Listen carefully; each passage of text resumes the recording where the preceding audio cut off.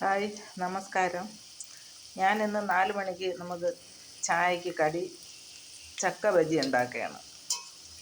എന്താ ഇത് എടുത്തിട്ടതിന് ശേഷമാണ് ഞാൻ വീഡിയോ പിടിക്കാൻ തുടങ്ങുന്നത്.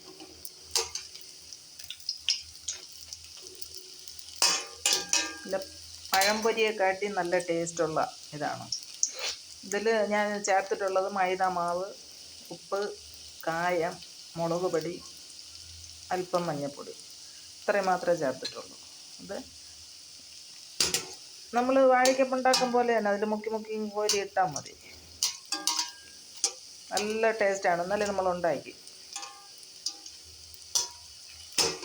ആ കായത്തിൻ്റെയും പിന്നെ ഉപ്പ്, ചക്കയിൽ ഉപ്പൊക്കെ പിടിച്ച് ചക്ക ബജിയാണെന്ന് പറയേയില്ല, അത്രയ്ക്ക് ടേസ്റ്റാണ്. ഇത് നല്ല ചക്കയാണ്, നല്ല വെള്ളച്ചക്ക.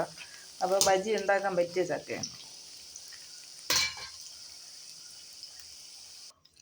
ഇതിപ്പോൾ ഞാൻ ഇത്രയും ഒരു 4 വറുത്ത് കോരിയിട്ടുണ്ട്. ഇനി അടുത്തതേപോലെ ഒരു 4 കൂടെ ഇട്ട് കൊടുക്കട്ടെ. ഇതിൽ മുക്കി ഇട്ട് കൊടുക്കട്ടെ.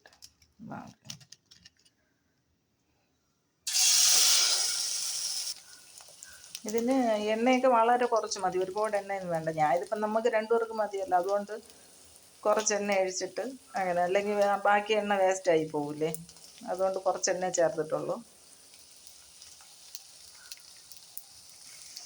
ഇതിപ്പോൾ ഇതിൻ്റെ കൂടെ എള്ള് വേണമെങ്കിൽ, ഇതിപ്പോൾ എള്ളല്ല അതിലിരിക്കണം, അതിൻ്റെ പൊരിഞ്ഞതിൻ്റെ ഇതാണ്. എള്ള് വേണമെങ്കിൽ മാവിൽ കൂടി ചേർത്തിട്ട് അങ്ങനെ മുക്കിയിട്ട് കൊടുക്കാം.